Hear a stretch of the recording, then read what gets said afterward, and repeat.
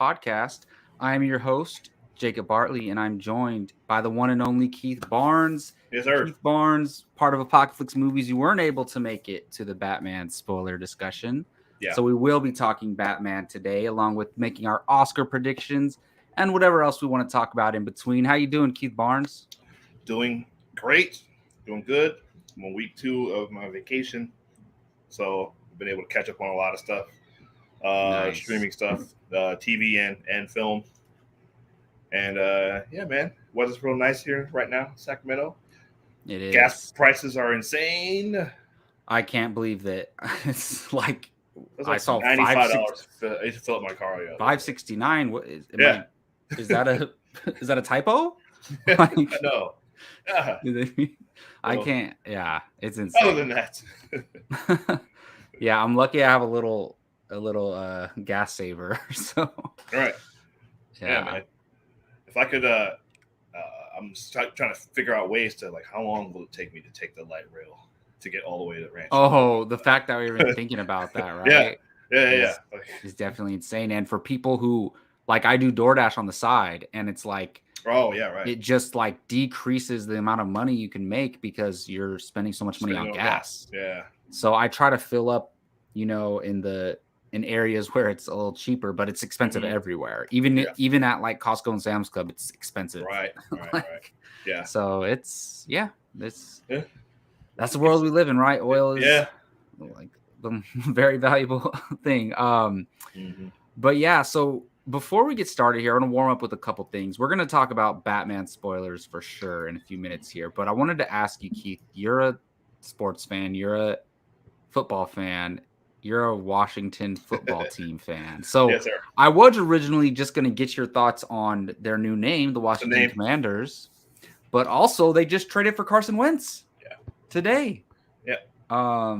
So first of all, take me back when you first saw the new name for your team, the Washington Commanders. What did you think? It's it's just weird that they're being called anything else. Period. Yeah. Because it's I don't know what 70 years or 80 years, however long it was of them being called Redskins. It's obviously my whole life. So I was getting used to Washington football team. I know, me too. And I was fine with that. Honestly, I wish they would have said Washington Football Club, but either way, yeah, I didn't mind Washington football team at all. So, but yeah, Commanders. It's weird. I don't care. Again, I'm not. Yeah, it doesn't really matter. Yeah, I want them to stop sucking. That's what I want. I want them to be good. Exactly. Yeah. I want them to make the playoffs for. It's almost like a title of a movie. Like a title of a movie doesn't really matter. Yeah. Honestly, it matters how good the movie is. How good the movie is. It's like what's the Tom Cruise Alien, Live Die Repeat or whatever. Yeah. It's got 3 different titles. But no, yeah, I just want them to make the playoffs for 2 years in a row. How about that? I don't care about the name. Yeah. Just goodness gracious. So so the name doesn't bother me. I do wish they would have gone with Red Tails, which is what everybody one of the ones everybody really wanted, or even Red Hogs. That would have been great because that'd be cool. Yeah, man, because they were called, their O line was called the Hogs back in the 80s. And yeah. Oh well, but so the name doesn't bother me. It's whatever. It's fine. Yep. We got Rachel in the house. Rachel. What's up, Rachel? Rachel, thank you so much for stopping by. Yes, we're gonna get into the Batman here in a few minutes. Also, Keith, your team traded for Carson Wentz. That I can't believe that. Well, I can't believe the Colts traded Carson Wentz away. Yeah, no. I get it. They're gonna try to upgrade, but they just traded for him. They barely missed the playoffs, and Frank Reich, that's his dude. Carson Wentz is his guy. That's what I thought. Yeah. And I'm like, wow. That's why I'm like, ooh, I don't. Exact. That's exact. You just hit it right there. Frank Reich is his guy. Mm-hmm. So the fact he's willing to trade him. Exactly. I'm just like, okay, I don't. This is like when this is the Eagles trading McNabb within the division. Oh, yeah. Same thing all over again. Like, why everybody was so excited about that. I'm like, the Eagles traded Donovan McNabb in their division. Yeah, they're that shows they're not worried about him. Right. Exactly. Yeah. But yeah, so Carson Wentz may have been. Well, first of all, on the Colts side of it, I'm seeing rumors that maybe trying to acquire Jimmy Garoppolo, which I'm like, is that? Yeah. And I'm like, that's not necessarily an upgrade. Quite, yeah, I like Jimmy G, but yeah, I don't know. I think he's better than Carson Wentz, but I don't know. But well, okay, whatever. But yeah, Carson Wentz, I don't know what's happened to him since his MVP votes, the days that whatever year, what 2016 or 17, whatever year that was. Around then, yeah. Yeah. But seems like his best days might be behind him. I hope not. Obviously, I don't like all the picks they gave up to get him. Yeah, I just it's a lot. Yeah, that bothers me because we're not gonna get better giving up draft picks like that, like for a guy like that. Mm-hmm. I know they're talking about giving up a couple first rounders and more for Deshaun Watson, which I would have been okay with. Absolutely, yeah. For him, obviously pending whether or not he plays, but I just don't like the idea of giving up a bunch of draft picks for any and assets for anybody. Like we need something to build around. And Carson Wentz, he just was towards the end of the season. Man, he was just throwing the ball all over the place. Yeah, and he just, I don't know. I don't love it. We'll see. It could work, but we'll see. You got Ron Rivera there. I do like Ron Rivera, so hopefully he knows what he's doing. So today a trailer dropped for something that we have to discuss. We can't not discuss it. Look, said this a million times. Star Wars is my favorite franchise, and movies are my favorite thing in the world. Yeah, and Star Wars are my favorite movies. My favorite character in that franchise is Obi-Wan Kenobi. It always has been ever since the Phantom Menace came out. Right. So we're getting an Obi-Wan Kenobi series, and oh my god, that trailer came out, and I waited till I didn't want to watch it on my phone. I waited till I got home. I watched it on my big computer desktop. I watched it on my desktop, but still way better than the phone. Yeah. And wow, to me it looks incredible, and I'm so shocked that like I imagined him hanging out on Tatooine, watching Luke and long walks and just going to Mos Eisley and whatever, and it's like it's so much grander than that. Yeah, there's a lot going on. I mean, we get the Imperial side, the Inquisitors. Right. It's more of, and it's kind of like what they did with Boba Fett. It's like every show they're doing is a grander. Mm-hmm. It's almost like it's kind of like the Star Wars comics, where the main Star Wars comic line is just telling the whole story of the galaxy, and they jump around to different parts of the galaxy while telling the bigger story. That's kind of what they're doing with these Disney Plus shows with Star Wars, and I'm all for it. I mean, the woman who directed a few episodes of Mandalorian season 1, I think it's is it Deborah Chow or her? I think that's her. Yeah, she's directing the whole entire series, so I'm so excited about that. And I believe that was the Grand Inquisitor, the same one from Rebels. This trailer isn't the greatest trailer I've ever seen, but for first look at this show, I loved it. What do you think, man? Totally agree. Yeah, just watched it about a little over an hour ago. So, to you text me to remind me. Oh yeah, I forgot. Because I didn't realize that. But yeah, man. First of all, I mean, you're getting Duel of the Fates, which is great to hear. Oh my goodness, I love that. Is my favorite Star Wars score, honestly. Oh, John Williams is doing the score apparently, which I didn't know. Oh yes, he did. Yeah. Oh yeah, that's incredible. So, and I actually didn't even until that opening shot where they show him, looking through the thing there and see the little kid. It's Luke, obviously playing. Yeah. I didn't even think about that. I totally forgot about that. It's like, oh yeah, he is there watching over Luke. Yeah, like you knew he's on Tatooine, but you forgot why first. Yeah, exactly. Yeah, exactly. I was like, oh yeah, little Luke Skywalker there playing with his toys there. That's cool. But yeah, man, somebody talking about the secret to hunting Jedi and this, that, and whatever, and you see a cool little kind of weird black. I thought was maybe a TIE fighter, but obviously it's not. It's some kind of weird ship. But it looks cool though. Mm-hmm. And whatever, on some kind of ocean planet. I'm guessing it's probably Camino, maybe. Possibly. I would assuming just because of Obi-Wan. Yeah. I don't know because he was there a few years ago, but yeah, I mean it looks cool. I mean, you mentioned the Grand Inquisitor with their stupid lightsaber, spinning lightsabers. I've always didn't they fly with it at one point? Yeah. Yes. I always thought that was so dumb. I hope they don't Whatever. do that. But I mean, you mean fly? The flying part, yeah. Yeah. Well, it's already spinning, so see exactly. We'll see. But apparently, Inquisitor, if I'm not, he was a former Jedi, right? Isn't that the Grand Inquisitor? I believe so. I think yeah, if I recall. Mm-hmm. So it's cool to see that in live action.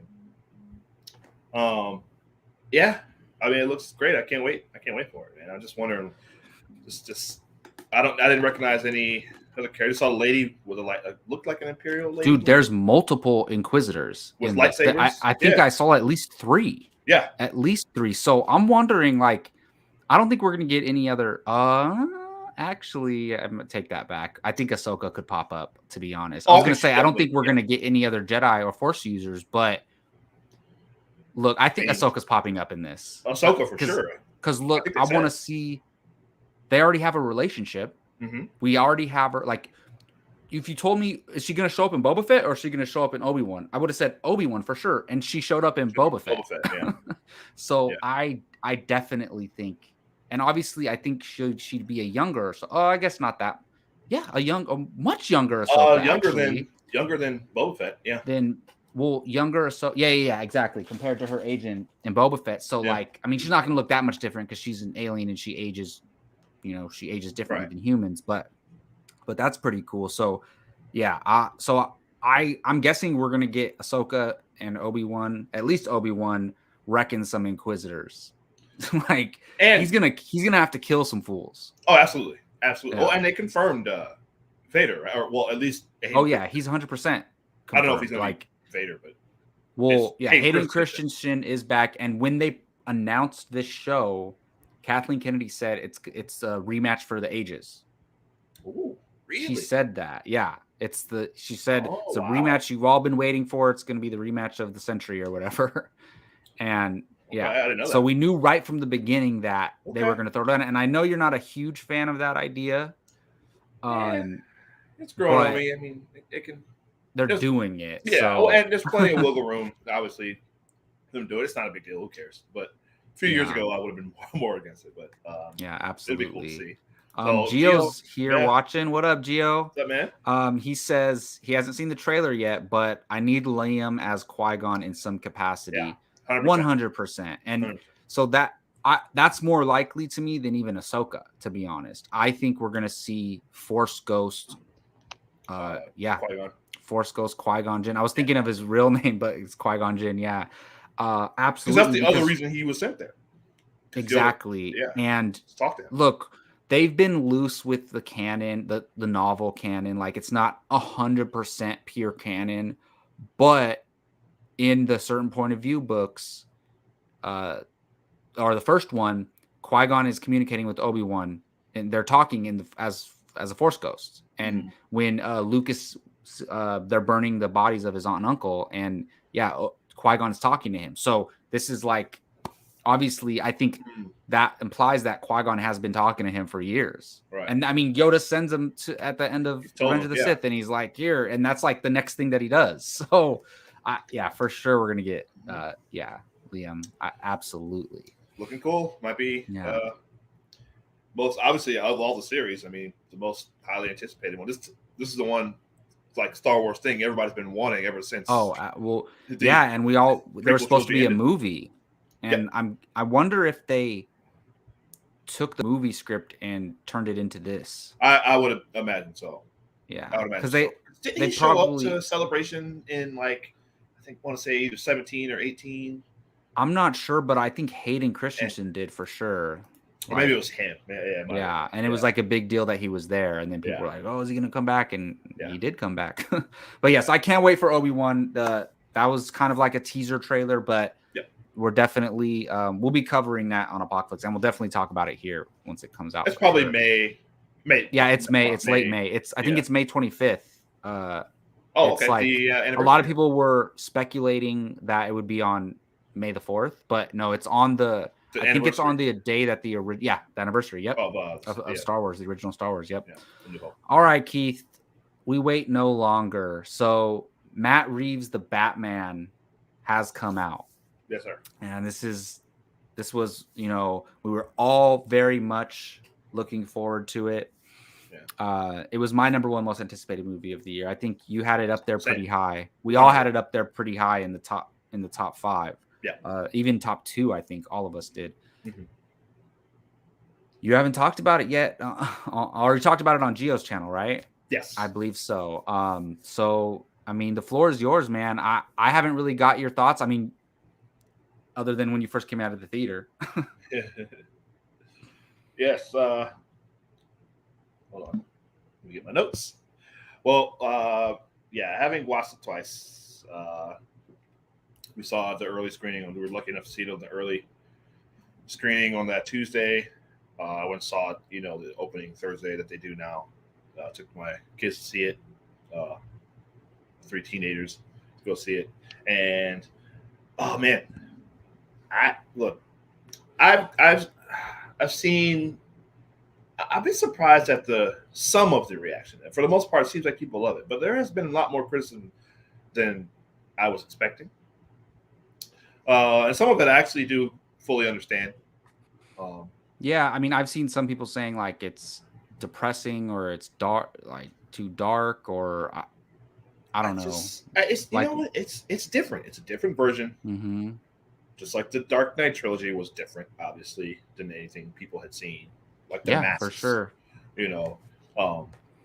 A lot of that was there's a lot of like year one stuff. There's more year one stuff. I was telling Gio, there's more stuff from year one in the Batman Begins and in the Dark Knight than in this.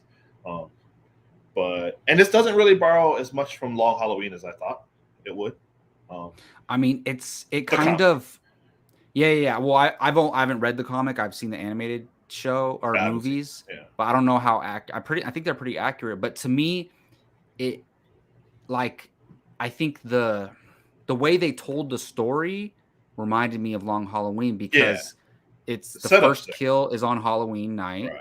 On October 31st, right. And then it's public or like not necessarily public figures, but public figures and powerful people being assassinated, and like one at a time, and you don't know. Everyone's all scared who's gonna be next, right? And Batman's involved, and then the Selena Kyle stuff with Falcone, like that's all from Long Halloween. So look, I'm not a Batman comic book expert, but to me, from my perspective and what my knowledge is, I felt like it was the most influential of like I would things that they borrowed from. But you might know more than I do. I think it's a little bit. Yeah, I think maybe year 1 and year 2. It's a combination of all that stuff. Yeah, and, but obviously it's not Riddler in the Long Halloween doing it. Right. Yeah. Right. But it's one of those ones where because in this one obviously that it's him right away. Yeah, that's not a mystery who's doing it. Right. Yeah. Right. But and even in Long Halloween, like you don't really know, or I don't know about the movie, but you still kind of don't really know who. Well, spoilers for Long Halloween. No, you can spoil it. I think they changed it in the animated show, but that's what it sounds like. Yeah. Who was it in the comics? You still don't know. They don't really. They kind of say. Even in the movie, there's don't like 3 different people that definitively say, but it's the wife of. It's Jim Gordon. Not Jim Gordon. Harvey Dent. And his. Oh, wife. It's his wife, right? Yeah. Well, it's a combination of like 3 people. Yeah. But mostly his wife. But and all the thing, like obviously that's all set throughout like all the holidays. Mm-hmm. And so like you said, this one is all just in that 1 week span. Well, and like, look, that somebody gets murdered every holiday. Right. That works in the comics and the cartoons, but it's kind of cheesy in live action. But what you can do is you can have 1 kill on Halloween night and then just have a series, because you're not going to have a movie spread out over months like that, right? Right. You're just going to have it happen over days. And I thought it worked. It totally worked. It's a little bit derivative from a few. The movie, someone compared it to 7, which I went, oh yeah, it is like 7. Yeah, I mean, someone compared Batman and Jim Gordon reminded me of Brad Pitt and Morgan Freeman. Yeah, and then I was saying like, look, they were never going to go as far as the thing that happens in 7 at the end. Yeah. Like they were never going to go that far. Yeah. But I feel like there was an homage to that moment when she opens up the money bag and sees her friend Annika in the trunk. Right. That was like their version of that. And it was a big deal because like she was freaking out about where she was. Yeah. And she really cared about the well-being of that girl. And that's what happened. Yeah. And that's dark. Yeah. But look, to just kind of veered off on a bunch of stuff, but whatever. We could talk about 100% love this movie. Love it. It's obviously it's my number one. And I was telling Gio, your number one what? It's going to be tough to. It's going to be number one of the year. Immediately number one, and it's probably going to stay there. Like it's going to be. I can't imagine anything. Well, look, if a movie comes out that you like more than this, then that's just crazy. That's what I'm saying. It's going to be, it's going to be something pretty amazing to top this. So it's a long year, so we got a lot of movies to go for. And there might be something that you don't even know that's coming out yet. Exactly. Yeah, like a King Richard or something like that. You know, 100%. like that's exactly what I was thinking of. Something like that. Yeah. Yeah. So who knows? But this is probably going to hold that spot for a while for this year. And I'm really kind of, I personally, and I know it's only been a week, but as of right now, I got to put it a little, I got it over The Dark Knight. Really? Okay. So let me just ask you this. So before seeing this movie, what were your top 3 Batman movies? My favorite is Batman Begins. Okay. So, cause that's the thing. I knew that your favorite wasn't even The Dark Knight. So. Right. I'm still debating whether or not I would take this over Batman Begins. Maybe. Like, I think this is probably my favorite, like, because this is like a pure Batman movie, like, story to me. Like, somebody brought something up that I didn't even think about. It's not an origin story. Nope. He's already Batman. Yeah. It's still early days, but it's just like Homecoming is not an origin story for Spider-Man. Well, and same thing there. Like it's still early days Spider-Man, but he's been Spider-Man for a little exactly. Yeah. And there's points in this movie where you do it is still early points of Batman. Like we talked about the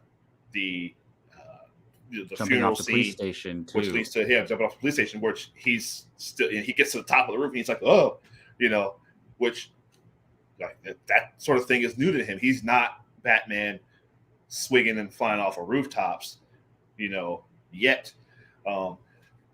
He's got the wingsuit, and he's kind of hesitant to jump off of it like that.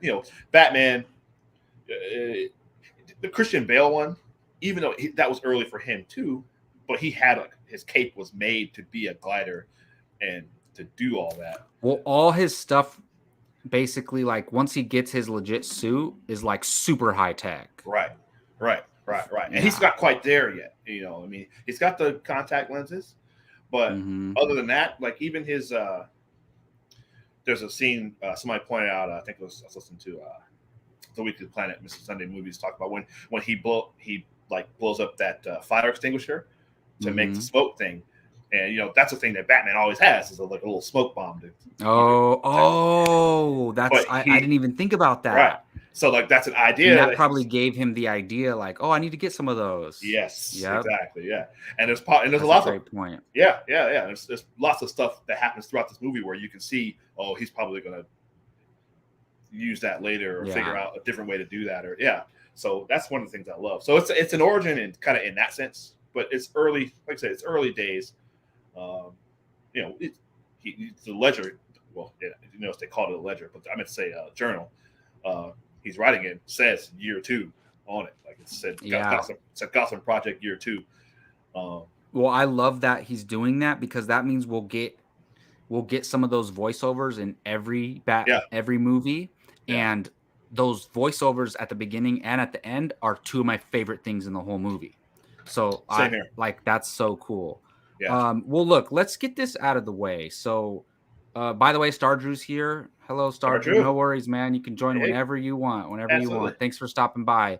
But Rachel says I'm guessing this is your order. So you have the Batman number 1, Batman Begins number 2, Dark Knight number 3. Same.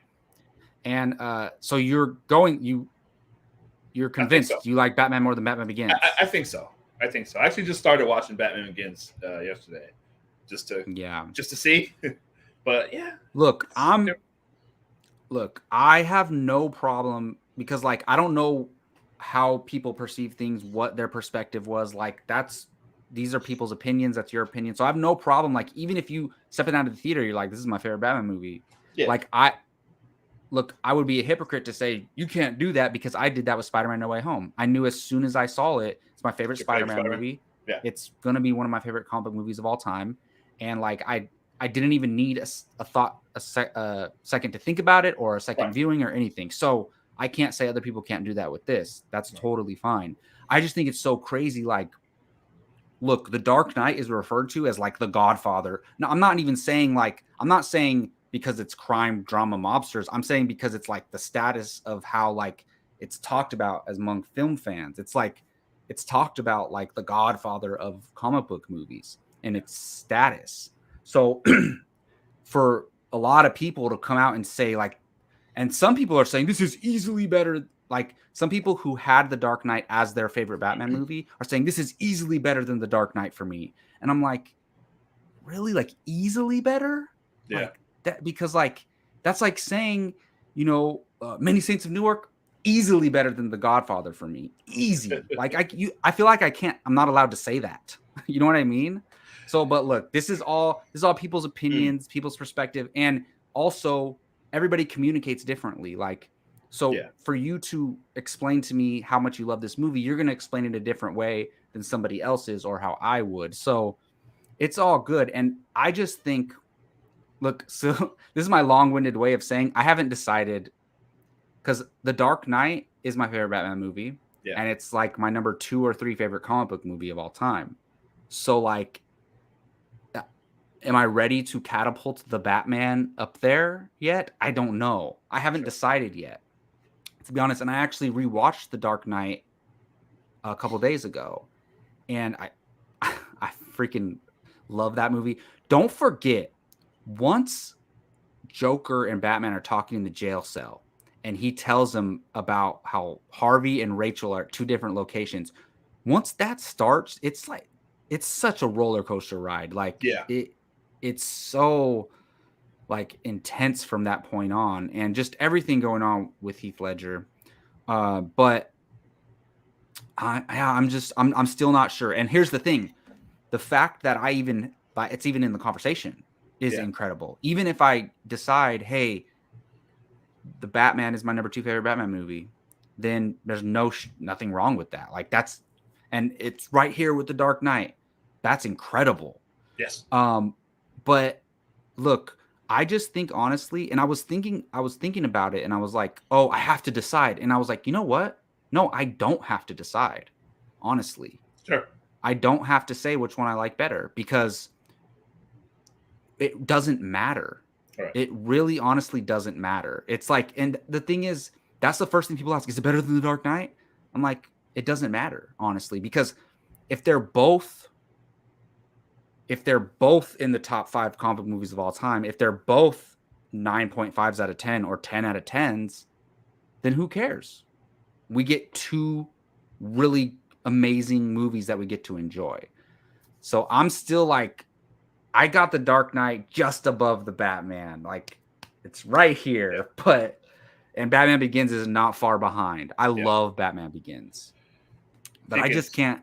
See, Rachel's got the newest comment here. Yeah, that's I like me. Better can vary day to day. Yeah, see, that's me. I was going to say, listen, next year it could be totally different, right? Like my son and I were talking about, we talked, actually quite often about the MCU and what's our favorite MCU movie. Like, he was just telling me, for him, and he loves Infinity War, but I think his it's funny, Rachel, she brought it right up, right her next comment. He loves Captain America Civil War. Like, so I think that's his, he loves it. Yeah. And for me, I think while Sophia was in the hospital, we watched Infinity War, and I kind of went, you know what? I think this might be my favorite MCU, because I hadn't seen it in a long time. And we watched it start to finish, and I went, I think it might be Infinity War. I got it a little bit ahead of Winter Soldier. Mm-hmm. But Infinity War is mine. Yeah. I might watch Winter Soldier in a few months and go, No, yeah, no, I love Winter Soldier. But it's funny. I go back between Infinity War and Thor Ragnarok. Those are my top two favorite right. Yeah, there you MCU go. movies. Yeah, And like some days I'm like, do I like Ragnarok more? But I just think everything going on, like with Doctor Strange and Spider-Man and Iron Man and Infinity War, and then Thanos is there. I know. It's like there's so much going on, and when they show up, when Earth is closed today. Yeah. Oh my God. Okay, we're talking about Infinity War now. But anyways. I don't know. It's been a while. We should do a rewatch of that. Talk about that one day. But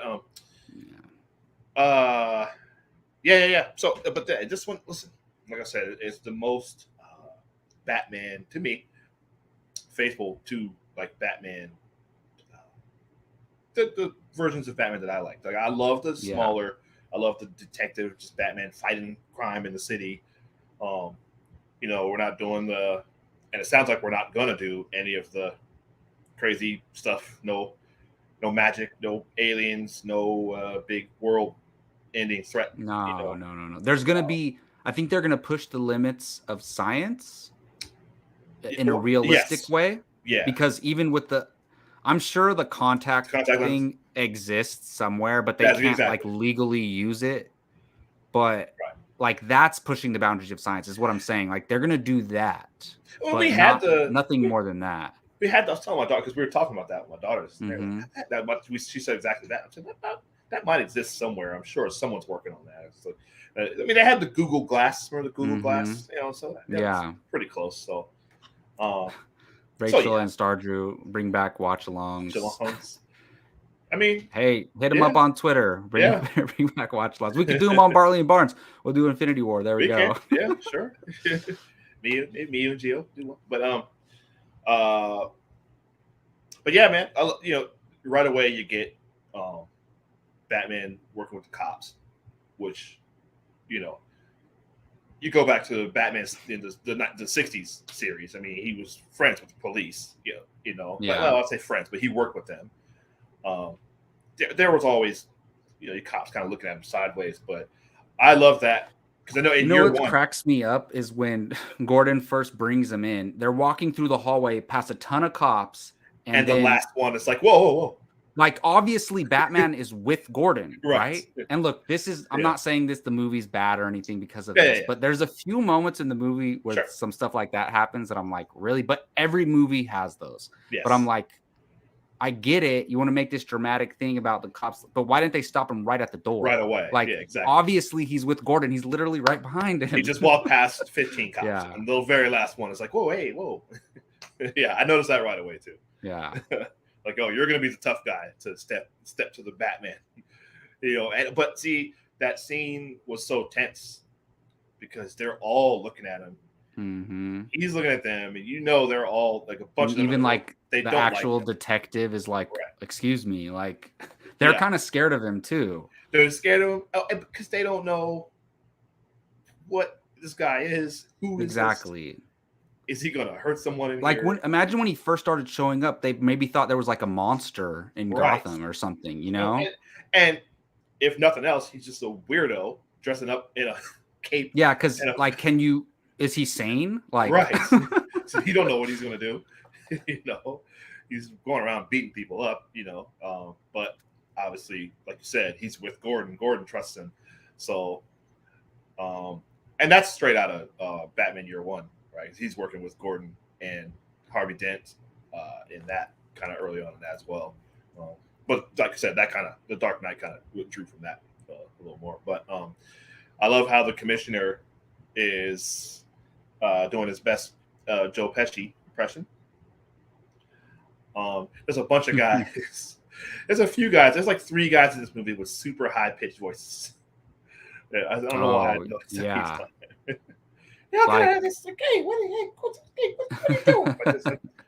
Oh, was it one of the cops that like wakes up Batman? Yes. Yeah. Yeah. The mustache cop. Well, I guess it's the chief. I don't know. The one that was Rachel, I think that's Officer Martinez. I think that's what they called him in the movie. Yeah. Officer Martinez. Yeah. Right. Yeah. My uncle is a installer. Whatever he said. Yeah. But yeah, well, to jump back though, it's a brutal murder scene of the mayor. Um, Obviously, it opens up and it feels like it's kind of mirrors the Batman origin. Dude, when the guy turns and Riddler's standing right behind him, oh my goodness! And he just like screams and lunges at him, like it was just like he's insane, man. Because like it's like he has to scream when he does that. And yeah, like, exactly. That's why he like murders him brutally. Right, like that's he's why angry. It was like, yeah, exactly. That's why you could tell, like, oh yeah, this guy's obviously he's killing people, so he's not right. But yeah, the fact that he didn't just quietly slip up and get him, or he didn't talk to him, let him know. I don't know, just nothing. Well, that's the thing I was thinking about when that happens. I'm like, don't you look? From the Riddler's perspective, doesn't he want these people that he's making pay, like, have a moment of be like, what have I done? I deserve this. Yeah. Right. I mean, a couple of them did that. Yeah. But that guy didn't. The mayor didn't. He hit him. He attacked him from behind. Yeah. So like he was just randomly murdered from the back, and he'll never know why. Never know why. Yeah. Nobody knows. Yeah. At least the DA knew why. The DA. Yeah, exactly. Well, that's the thing about this is that it's not a crime. Like, it's not a mystery because we see right away it's him. And he's telling them this. They know because they call him the Riddler. So well, they know it's the Riddler. They just don't. It's a mystery in the sense of them figuring out who the Riddler is. Who the Riddler is and why he's doing it. Yeah. Like, who is he targeting and why? It's more a sense of that. But I like that because I'd rather see Riddler from the beginning, and then like you can't really market the film and not like if they would have marketed it and we didn't know Riddler was in the movie, like you can't really do that. Yeah. Because then exactly, yeah. But yeah, super tense scene. Obviously, him working with cops, and you see he's just walking around staring at everything. And then obviously we figure out later, he's got the contact lenses, so he's recording everything. He's got, Yeah, it makes a lot of sense why he's like looking around so much and like looking at everything. Yeah, I like that we didn't see that until afterwards. Right. Which I love that. So, but Robert Pattinson, excellent. He's a different. People are complaining about Bruce Wayne. Like, he's not. This is early days of Bruce Wayne and Batman. So he's still working through all the stuff. He's still figuring it out. It's only year 2. I love how in the beginning, it's another complaint. People hit Alfred. He's got this contentious relationship with Alfred. He's also obviously very angry, which Bruce Wayne is, especially early on. Yeah, and he's just a dick to everybody because he's right. Depressed isn't even the right word. He's far past depressed. Like, he's obsessed with this mission. Damaged. Yeah. And he says like he's a Bruce Wayne that right away they're like the shareholders or whoever. What do you say? The accountants are coming to. They're coming here. He's like, why? Why are they coming? Because you won't go see them. Because he says, I don't care. He doesn't care about Wayne Enterprises. Doesn't care about the business. Doesn't care about the money or any of that. Like, he's not that Bruce Wayne right now. He's obsessed with his mission. We don't know, because it's not an origin. We don't know what specifically, aside from the murder of his parents, why he chose to do this in this way. But he's obsessed with it, and that's his whole focus right now. He says, "This is what I'm doing. This is my family's legacy." And so I like. It took me a second to realize that because look, I don't know. In my head, he's younger than Christian Bale in Batman Begins, even though Christian Bale was younger than Robert Pattinson in that movie. Like, the character of Bruce Wayne is younger in this movie to me. Yeah, it feels like it. It just feels like that to me. So, like, he's still figuring this out. Like, I think in Batman Begins, I think him and Alfred talk about, like, the dual persona or whatever, but, like, he's not even thinking about that right now. And Alfred even talks to him about that in the Batman. And it's like, I think they dropped enough hints towards it. Look, he has discussion with Alfred about it. The mayor-elect, Rial, she's like, you're not doing enough for this city. Like, your family used to be philanthropists. Like, you need to do more. I think that's all hinting towards he's got to start. He's going to evolve. And Yes. and to me, it's like, honestly, if I was a regular civilian in Gotham, I would be like, Bruce Wayne is Batman. Like, because I would be like, rich guy, we never see him. He's up in the and look, he lives in Wayne Tower. He doesn't live on the mansion, by the way, which is kind of really cool. He's like right in the city, which is awesome. But like, look, I know we have to suspend disbelief that like they can't tell it's Bruce Wayne. Like, it looks like a whole bottom half of his face, but they can't tell. Yeah. But like, even as just like, if you think about it enough, you'd be like, oh yeah, obviously it's Bruce Wayne. Like, there's so many times, and I'm glad you mentioned in the Batman Begins, so I'll get to that. But we'll jump ahead really quick. The funeral, the mayor's funeral, that scene, like Bruce Wayne is there, and everybody's like, "Oh my God, Bruce Wayne's here!" Something happens. Something happens. Everyone leaves. Bruce Wayne leaves. Batman shows up. Dude, he like carries the Batsuit in his backpack. Right. Which is cool, right? I actually really like that. But me too. There's so many stories in the comics where like he's at a party or some kind of social event or whatever, and something happens.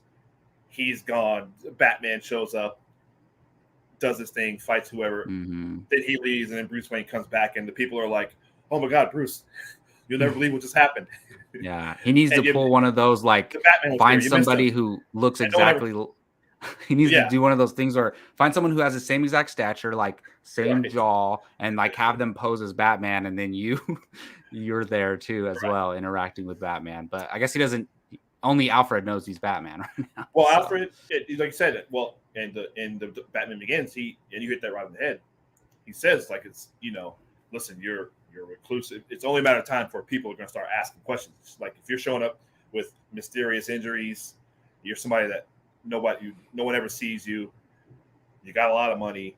You're showing up with bruises and cuts. Exactly. It's only a matter of time for people to figure it out. And like, oh, his parents were killed. Like he. It doesn't take long. Like like I said, if I were just me living in Gotham, I would have figured it out. But like, obviously, that's the one thing you have to suspend disbelief always with Batman, with Superman, with all these characters who have secret identities. You have to, because obviously, like, everybody would know that's Clark Kent. Like, it's obvious. Even that's why I like the versions where Clark Superman, he just walks around as like I would always prefer that. Like, he's just.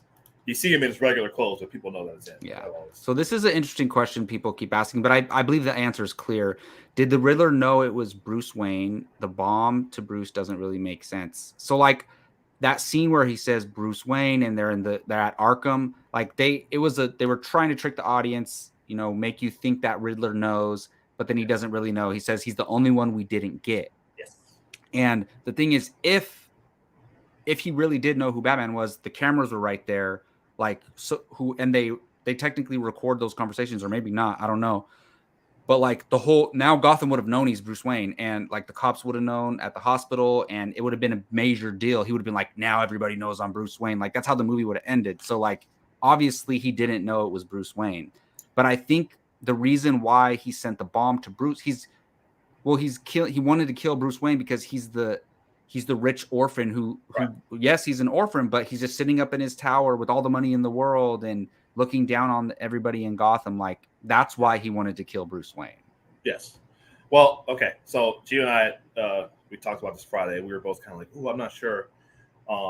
Again, credit to Mr. Sunday Movies and the Weekly Planet. He made a great point, which I went, "Oh, this, what?" He, well, first, because there's versions of, obviously, there's storylines where the Riddler figures it out.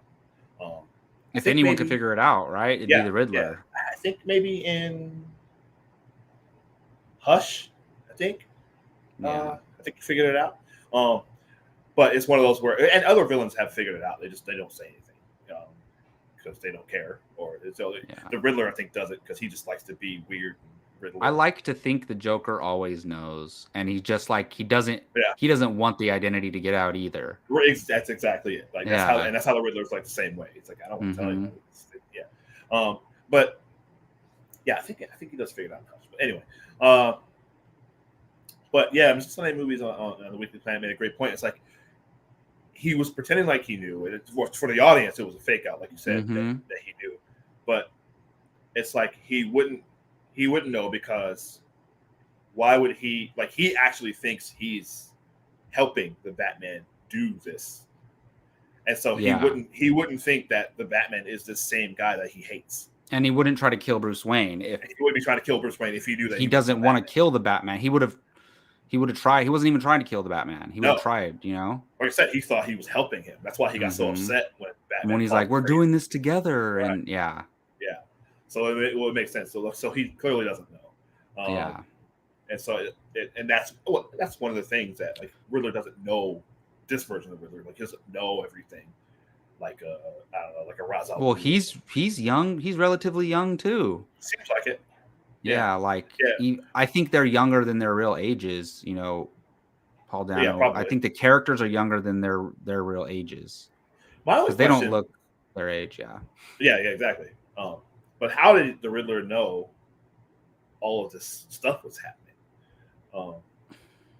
Like, how did he know specific everything, all of the corruption, who was involved? I guess. Well, he's been in Gotham since he was a kid. Well, not only that, but he had that apartment right across from that club.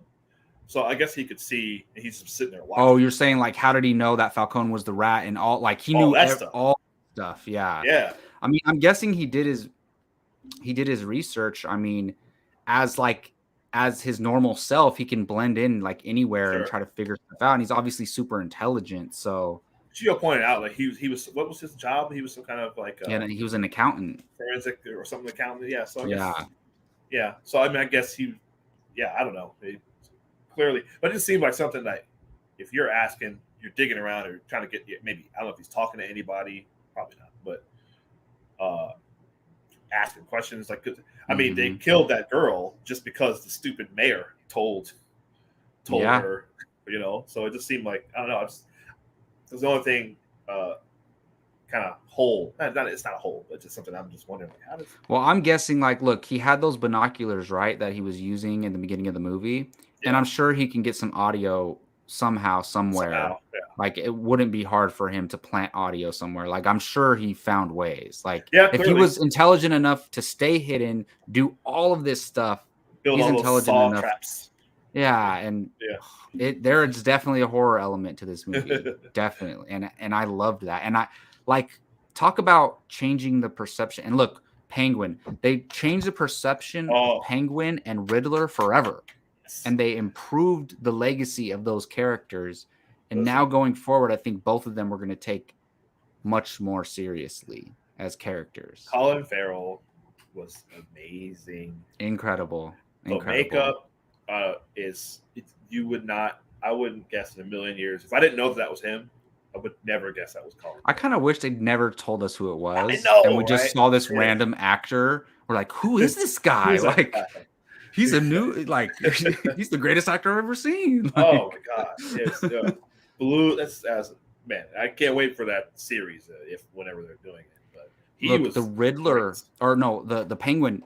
He was so necessary for this movie. Yes. Because he added. Not only was he just great and entertaining, and the performance was amazing, but, like, he added moments of levity to this movie, and he added like the comedic stuff to this movie. And it's not like he was cracking a joke. It's just like what he was doing or what he was saying was funny in the moment, you know?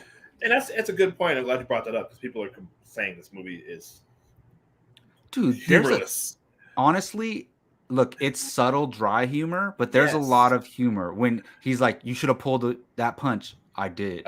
Or whatever. Right. And then, like, or just, there's a bunch of those type of things. The thumb drive thing. Like, the that thumb was funny. drive, the URL thing, him, like, talking to Catwoman about her cats. And like, there's a few subtle comedic beats in here. Yeah. People are, again, they're comparing it to the Dark Knight trilogy, which was full of jokes. It's all Bruce and Alfred just, zipping jokes at each other the whole time. Witty, comments back and forth. And this isn't that. There's a difference between being funny, well, look, like making a joke, versus that reminds me, like, the thing is with this movie, this movie portrays Bruce Wayne like psychologically the best that it's ever been done. Yes. Because in that movie, like Bruce Wayne is supposed to be like this damaged soul, and he's like, even when he's like talking to Lucius Fox and talking to Alfred in the Dark Knight movies, he's all happy, smiling, like cracking jokes, and he comes off as like, look, he's still a badass, he's still Batman, but he comes off as like this rich guy who like knows he's the shit, right? Like instead, like to me, it's, and even like we never saw him look as damaged as Robert Pattinson looks in this movie. Yeah. Like he looks like he's completely just out of it. And like, I love the way they portray it in the sense that like even when as Batman, he barely responds to people when they're talking to him. But even when he goes out in public as Bruce Wayne, he doesn't even respond to, if you notice, he doesn't even say a word back to the people who are talking to him. He's just like, he's looking around, listening, and he's like, "Oh, did you say something to me?" And he like, probably has no idea how to. He doesn't know how to socially communicate, right? Which is crazy. Yeah, and that's a thing that he's got to learn, like I said, and to start doing, and then talk about create that persona of the billionaire playboy, and they did it brilliant. Christian Bale's version, they did it beautifully. Nolan and the Nolan trilogy, where he's driving around in a Lamborghini. He's got the two girls, and he's I'm gonna buy this restaurant, swimming in the pool. Or he shows up to the fundraiser with on the helicopter with like 4 girls on his arm. Right. And nobody would suspect that guy as Batman, obviously, and obviously not knowing that he's like the most laser focused, disciplined human being on Earth. So. This version, that's all coming, And it's coming. And look, he doesn't have to be a playboy, but he can be like a philanthropist, and he can pose as somebody who's really involved with the city and donating money to fundraisers and things like that. And just making TV appearances, or showing up to events or dinners or whatever, donating to political campaigns. Obviously, the death of the DA, the great Peter Sarsgaard, who I had no idea was in this movie. Obviously, that's going to clear the way for the new DA. So we know who that's going to be. But I was throwing his support to him, and so I think Pattinson is great in this movie. It's probably the most we see of the character being in the Batman suit. Oh, absolutely. He's in the Batman suit way more than he's not. And I love that. Acting. Yeah. In that suit. Rachel brought it up with the eyes. Yeah. Like it's great performance by him in the Batman suit. So.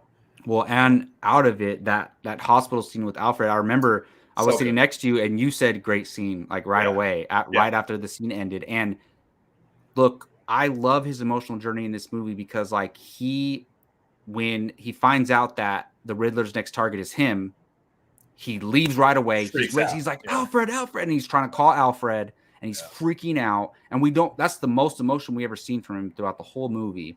And then when he talks, and they got us making us think Alfred was dead. I'm so glad Alfred didn't die because I loved Andy Serkis as Alfred, but also that wasn't pointless having Alfred blown up because it led to the road of Bruce realizing he cares about him.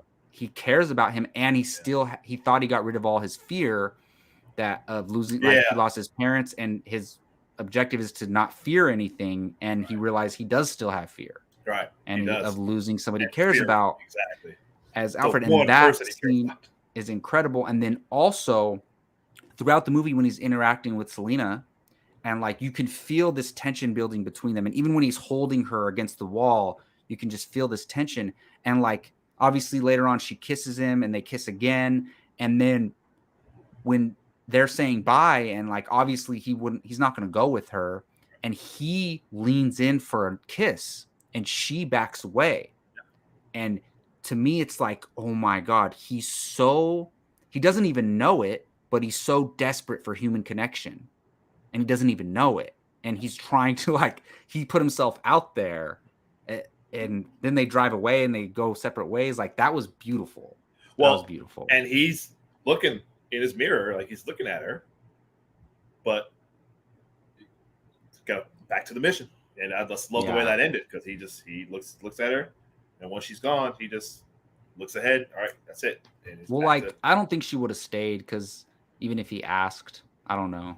No, but well, first of all, we'll absolutely see her again. Oh, for sure. But she might not be in the next movie, possibly. Yeah. No, which is fine because yeah. They're they kicked around the idea of a series or something with her. I think Matt Reeves. But we'll see her again, and I would not be surprised if we get a series or a movie or something. Yeah, with her. Yeah. So, and with her, she, I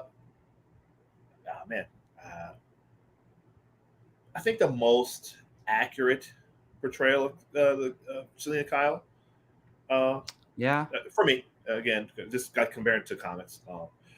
They're all good. Obviously, Michelle Pfeiffer. That movie's goofy, silly, but she's great. But she's iconic as Catwoman, and that's what. So no one's gonna nobody can top that for most people.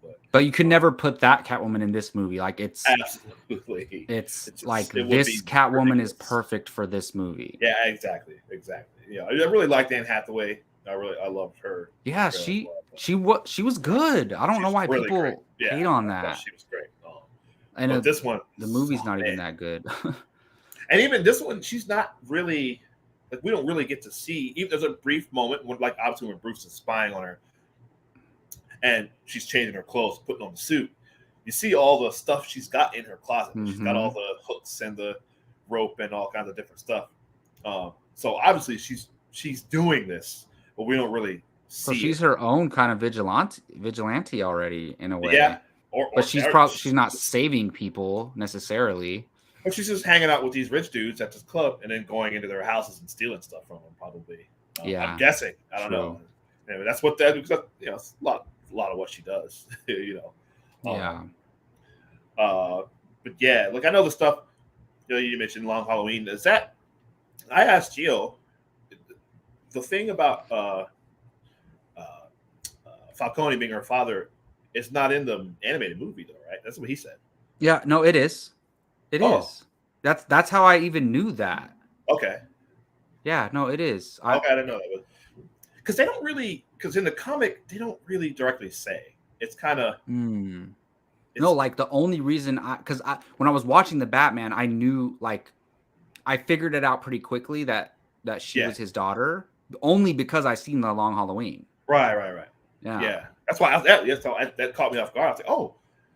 Because they don't really I don't know, and I'm not sure if there's a new 52 version of Long Halloween. I'm not sure, but the original one, it's kind of they don't really say. It's just kind of hinted at, sort of, or she suspects it. Or I was in high school. What is up with that story? They don't ever want to confirm anything. I know it's great. Yeah, right. Well, look, man. Is there anything else that you have to talk about with this movie before we move on?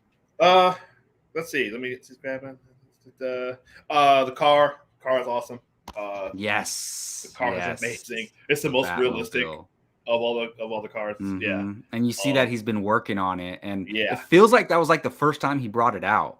To me, it felt like you that. Think so? Maybe, unless he's constantly updating it. He's probably constantly working on it. So here's the thing. I think it seems like he mostly gets around on the bike. Yeah, but it's like I said earlier, he's not flying around the city on rooftops or swinging around. He's got to use those two things to get around.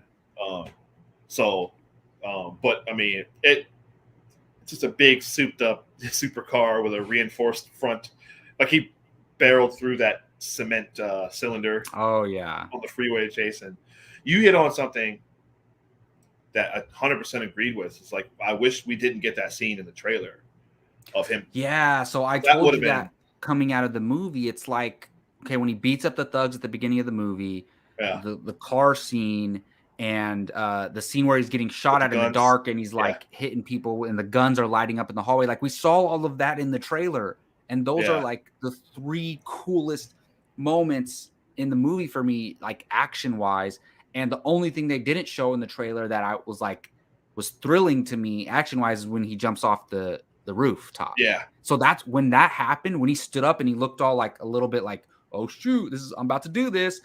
I got a lot of adrenaline. I was oh, this is exciting. And then but the other stuff was oh, I saw this. So look, that's not the movie's fault. The movie is made without what's going to go in the trailer? Like Matt Reeves doesn't make the trailer, so it's not his fault, but it did affect my experience a little. Yeah. I totally agree with you on that. And like I said, I'm kind of leaning towards being one of those guys that just doesn't watch trailers anymore, or maybe I'll just watch it once, just because I'd like to have been. Yeah. So that reminds me of one of my negatives is that, like, look, we see Batman beat up those thugs, but like, I wanted Batman to at least like fight one guy who could like go toe to toe with him or something. Like nobody hit Batman back. He was getting shot at a million times in this movie. He got shot a lot. No, I know, but like, even when Catwoman's like striking him, he's like, it's nothing to him. You know, it's like, I just want, like, it's not fun if my superhero can just, there's no physical threat to my superhero. See, I kind of disagree. Only because I think when you jump to the end, where it's almost the exact scene from The Dark Knight where he's fighting the guys up on the rafters with the guns. He's taking all those guys out.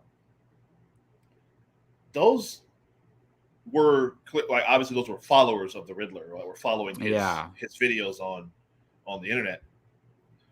But this seemed like those were, like, you see people, those kind of guys like that are on the internet, just being cycles on the internet.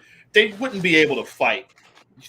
They shouldn't be able to fight Batman. Like, well, no, I'm not saying one of those guys. I don't know, like, but they were, like, he was actually, and I know he was tired and probably he'd been beat up and shot throughout the whole past few days, but like, he seemed to be actually like having some trouble with some of those guys, and it seemed like he should be.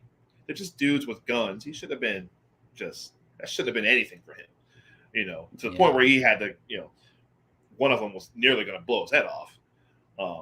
Before Selena and that's another thing to me. Look, we always have to suspend disbelief with guns in movies, but like, none of them think just shoot him in the face. Yeah, I know.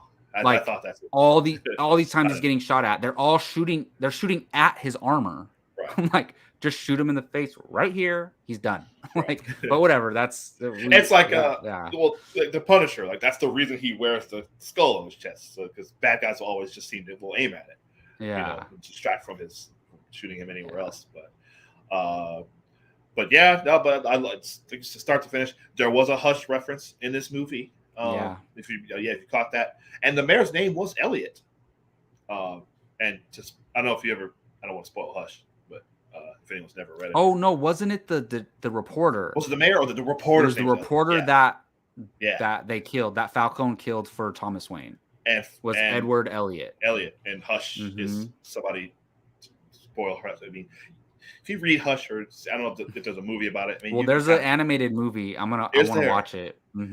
You can figure it out pretty early, so I don't want to say it. Yeah, it's pretty obvious who it is. But so I think they're maybe leaning towards that. Maybe. So okay. One last thing. What did you think about the Joker cameo?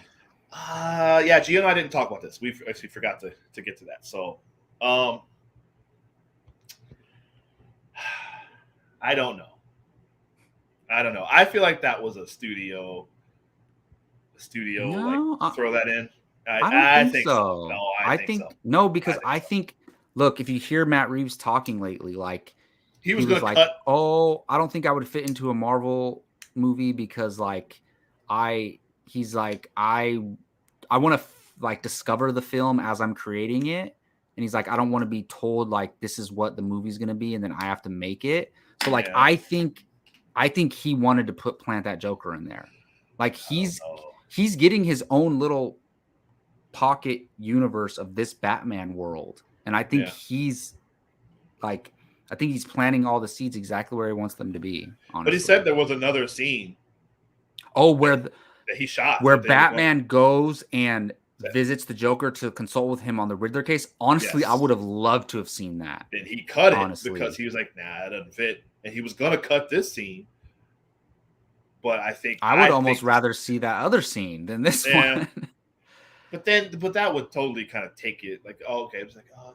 And then everyone's just thinking about the Joker the whole time. But like, I'm neutral on it. I'm not like, yes, that was awesome. But I don't mind it at all. I don't mind it. And you can't really see him that well, but I liked his voice honestly. I liked his approach to it, and it's different. So yeah, see, I'm gonna agree with Rachel right here. The Joker comment here. I don't just leave. Look, enough. Like, just stop it. I don't think he's. We'll see him eventually. I mean, it doesn't sound like it. Reeves is saying he's not planning on at least not in his. If he does this trilogy, he's not. Doesn't sound like he's planning on using it. I don't buy that for 1 second. That's what he says. For 1 second. I mean, maybe. Okay, then just don't put him in there at all. Like, that's. Like I said, he wanted to cut that scene, and now it's in the movie. So, I think we're gonna see him. Like, I don't think he's gonna be like. Honestly, I think he'll be in the next movie, but he's not gonna be the villain. I don't. Well, he says he's not fully. He's not like the Joker yet. Yeah. So, and you see, and I said it when we came out of the movie. I predicted it a long time ago. I think the Joker's already been caught. Yeah, you did say that. You did say that. Yeah. I remember that. Yeah, I do remember that. Yeah. So. There you go. Yeah, they do that Arkham series. I think. Yeah, we'll probably. Well, he's literally in there. He's in, yeah, so right. Unless they're doing like a prequel or something, he's there. Right. So like it'd be really odd if like, oh, let's just avoid that cell for like, that part. Let's avoid that floor where the Riddler and the Joker are on. Right. Because hey, if we're gonna see him, we might see Paul Dano in there too. Yeah, exactly. That could be very interesting. So so look, the Batman is absolutely incredible. Look, I freaking love this movie. Like, I'm obsessed with it. I think we all are. I've been thinking about it nonstop all day, every day. I've seen it twice. I can't wait to see it again. I already have tickets for Saturday. I'm going to see it again. Like, I cannot wait to watch it again. And I love it. And look, like I said, whether it ends up being my favorite Batman movie of all time is irrelevant, because like it's going to be sitting there right next to The Dark Knight. So, and they'll be on equal playing fields for me, like at minimum, how much I value them. And I will say, even watching The Dark Knight, look, The Dark Knight is, I would never say this, that The Dark Knight is dated to me, but I think every movie comes out and is a product of its era and its time. Yeah. Because even like watching The Dark Knight, it feels like, oh, this was made in 2008. Like it feels like that.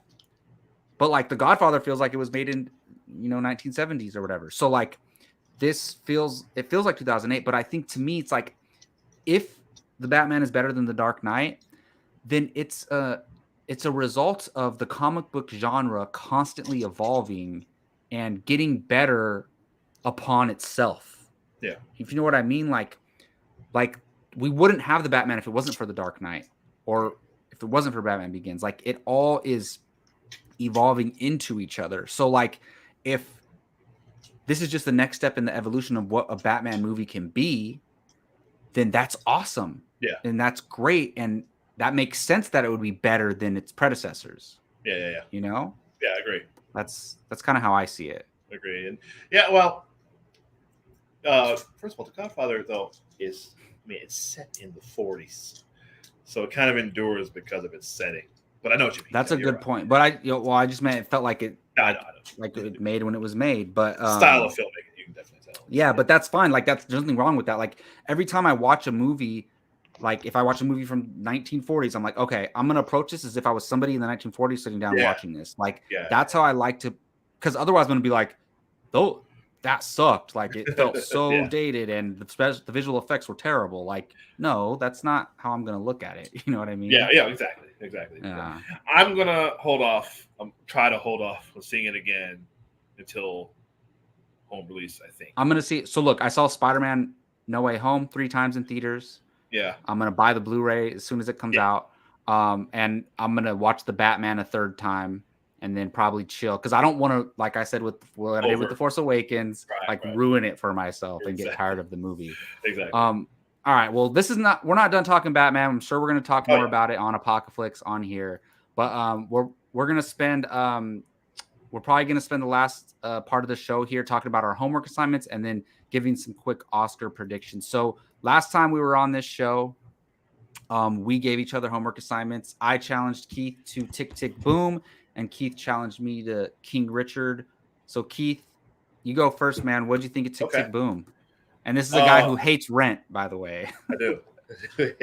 Well, now, but see, I'll tell you what. Now I have a different. I watched the movie Rent. I never saw the stage show, so let me just say that. But well, and by the way, for those who don't know, Tick Tick Boom is about the guy who eventually made Rent, but Rent kind of has nothing to do with Tick Tick Boom the movie, which I didn't realize. I thought that's what this movie was about. Was him coming up with Rent. I didn't realize. Which although it kind of is though. Because a lot of it kind of is, but we don't like literally see him writing it and him humming it and like, but the stuff happening in his life is stuff that. Yeah, I mean, there's a lot of stuff with paying your rent in this movie too. Paying your rent, exactly, and obviously being set in kind of in the height of, I don't say height, but sort of the height of the HIV/AIDS kind of, early '90s, where we're still trying to figure out what this is. And how it affects people. Yeah, but for me, like I've never seen Rent the movie. I don't know the stage play or I don't know anything about it. I know like there's a lot of people with HIV melody. I know the melody and like the minutes thing, but like I don't know much about it. So when I was watching this, I didn't even know till the end that it was about. So I thought about you saying that because they say it's right in the beginning of the movie, like literally the first like minute of the movie. They say it's the guy who made Rent. Do they? Yes. Oh, I must have missed that. Like, I'm glad I did. Oh, yeah, I must have missed that. Yeah. They say it right away. But I mean, sometimes sometimes I multitask when I'm watching. No, some that's why I figured you probably were doing something else at that moment when you press because it's right. Like I'm talking about right in the beginning. Oh so I think I like started it and was like getting comfortable still, and then finally sat down and yeah. So what'd you think, man? But yeah, that's so good. It's so good. Honestly, it got me choked up. Just no. There's other reasons, but personal reasons why. But it's really good. It's really good. Like again, so I don't like musicals. Obviously, I will admit there were a couple times because I just wanted to get to the story. I did fast forward through some songs. Wow. Okay. Maybe like 3 of them, not all of them. Because there were some that were really good. I thought, that's really funny. I love the one with him and Vanessa Hudgens. The thing for me with this is like with this musical, to me, every song contributes to the story, in this one. So for me, I would just watch West Side Story the other day, and it's like some of the songs have like nothing to do with they're not about the story that's going on. It's almost like they break in, like it's almost like the musical parts aren't part of the movie. Yes. It's just like they didn't actually happen to the characters, and then they go back to the story. Tick Tick Boom is like every song is part of the story. Part of the story, yes. Yeah. That's a big reason why I don't like musicals, because they're just talking, and they just burst into song. They're just like, wait, and it kind of takes you out of what conversation the two people were just having. Exactly, yeah. But you're right. Like I said, I like the one when he's breaking up with his girlfriend. And he's singing the song, which is very funny, with him and Vanessa Hudgens singing a song related to the play he's trying to write, which is about like, well, it's not fully about, but it's like set in the future with alien. What's Superb? Oh yeah. I think is it Superbia? Yeah, something like that. Yeah. But yeah, man, Andrew Garfield just was absolutely wonderful in this movie. I love seeing the real videos of the guy at the end. Yeah, that was cool. And it's spot on. Yeah. His hair, his hair, but it was a spot on performance based on just seeing that. Yeah. And gosh, it was really good. I could see why this, obviously with you, turning 30 and everything. I see why this. So that's why, because I had no idea, like it was like heavy themes of him turning 30 and him feeling like he's ran out of time and that like he hasn't accomplished enough with his life. And I'm sure all of us feel like that, in life sometimes. And like it kind of hit me hard when I turned 30. I'm like, I should be doing so much more right now. But like, I think everybody feels that way. Listen, and like, it was kind of made me feel better about myself watching this movie, to be honest. Because it's and also on the one hand, I get it because, and him and his friend had the discussion about you running out of time, and like, no, you're not running out of time. But no, well, you are, but sometimes you are running out of time. You just don't know. And obviously with him, finding out he was HIV positive, but also you do have time. That's the thing I was telling you when we were talking about it. It's like, you're never too old to do. Like, just figure out the thing you want to do and do it. You don't have to do it all before certain, but so I can see both sides. Obviously, I just turned a couple weeks ago. I just turned 43. Like 7 years, I'll be 50. 50. Oh my goodness!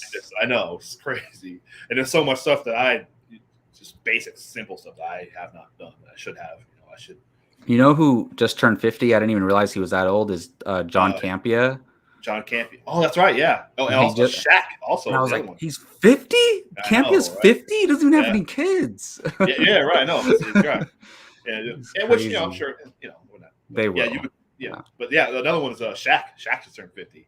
Wow, that's crazy. I know. But look, as we, as society goes on, like the older, like 43 used to be like, oh, you're old now, but now it's not. Like now people are like 55 and they look like they look super young now. Right. Like we look as a race, human race, we look younger and younger as time goes on. Like, exactly. You know what I mean? Generations go. Yeah, exactly.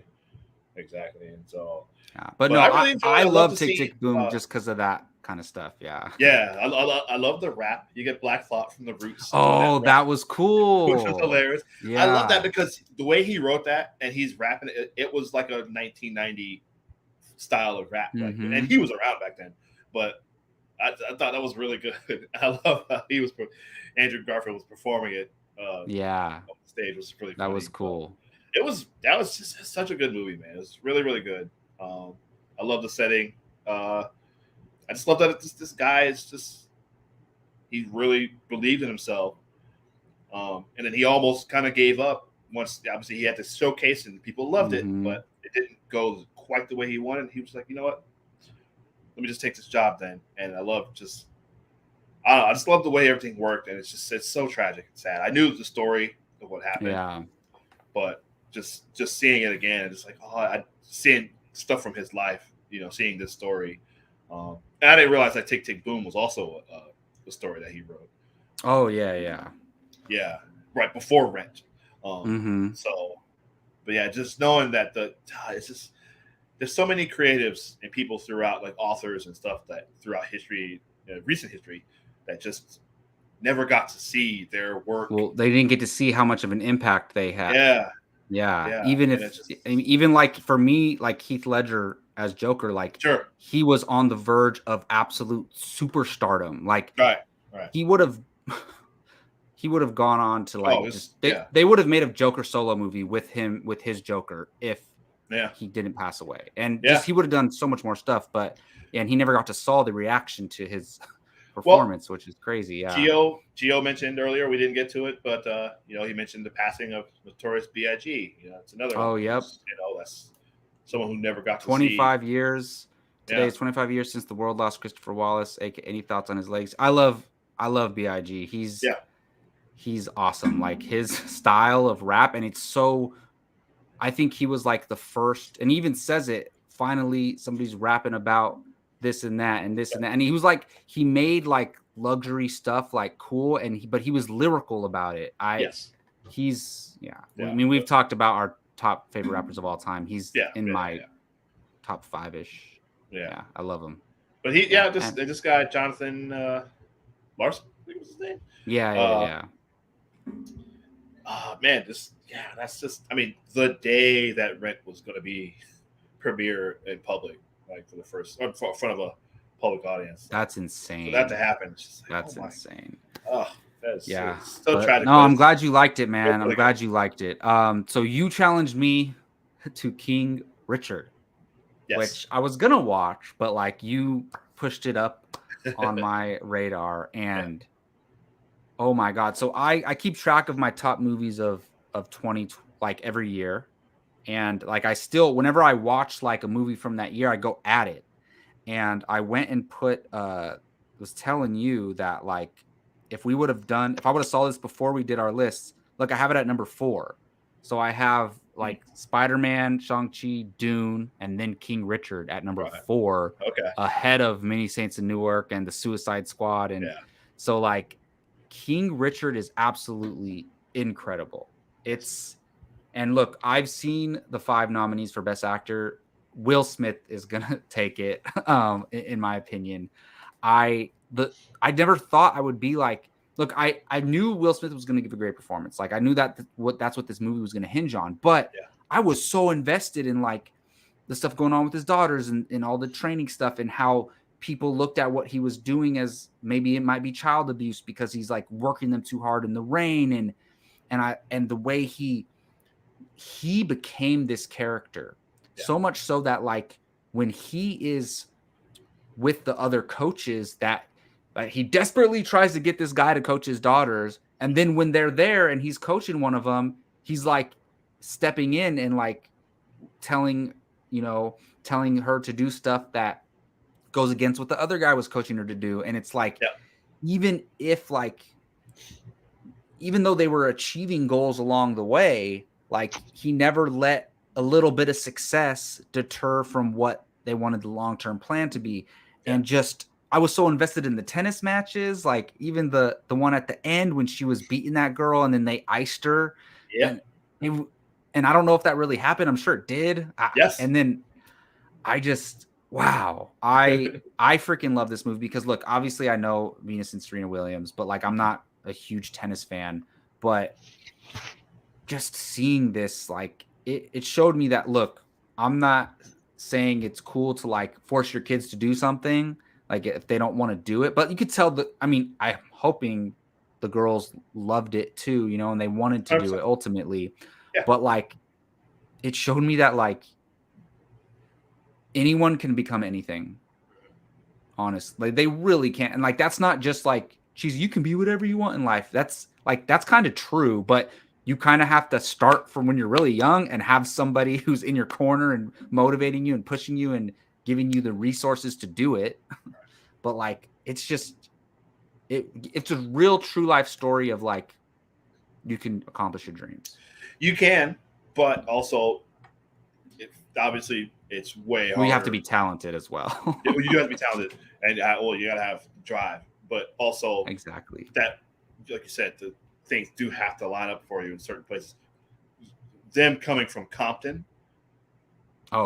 That's like, so like it was, everything was going against them being where they absolutely. And even when they show up to like the tennis matches or what is it called with when the kid tournament, like not kids, but like juniors. Yeah. When they show up to juniors and it's like, it's primarily white people and they're all staring at them. And I love, he's like, don't worry, they haven't seen people as good looking as us. And like, he's so like, he's so endearing. Like you just, man, he's incredible in this movie.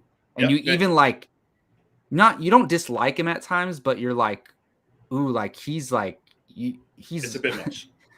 He's rude. Like you don't want to, he's a bit much at times, but that's what they were going for. Like he has to be that way. That's how he is. Or else, yeah. And I love the stuff. Look, I'm sure. I mean, actually, I don't know, but I'm sure like the stuff that happened like in their neighborhood didn't exactly happen that same exact way, but I'm sure they experienced those type of things like all the time. Like I said, it's Compton, So I'm sure you're probably, but I'm sure it was pretty similar. That scene when he's walking up to the guy at the store, and then a car pulls up in front of him and does a drive-by. I'm like, oh my goodness, I'm so glad he didn't have to do that. Right. Yeah. Because it's totally different. And I don't know if that's true or not. That's one of the scenes where I'm like, well, I'm not sure how true or false that is. Yeah. But whether it's true or not, I think he would have ended up being arrested, and how different it would have changed his whole daughter's lives and everything like that. Yeah. It's so cool. And I love how like though they have 5 daughters or the other daughters are her daughters. Hers from a previous, Yeah, but it's like I love how I think it's when the social worker comes to his house and he's like, we got future doctors in here. Like I wonder if what the other girls went on to do, but they are. Yeah. Well, the one, so here's sadly, and I don't know if you know this, but the oldest one actually was murdered in Compton. Oh no. The one that the guys were kind of hassling a little bit. Yeah, she actually did get murdered. Man. That must have been hard to watch. Like somebody play their older sister that eventually got murdered. Wow. Yeah. Which that was sad. But but yeah, the others, I think they travel to all their. If you watch any of their matches, like they're all always there. Them, their mom. Oh, that's awesome. They're all always with them. Yeah. So And this is one of the best, maybe the best sports movie in the last at least 30 years, honestly. Yeah.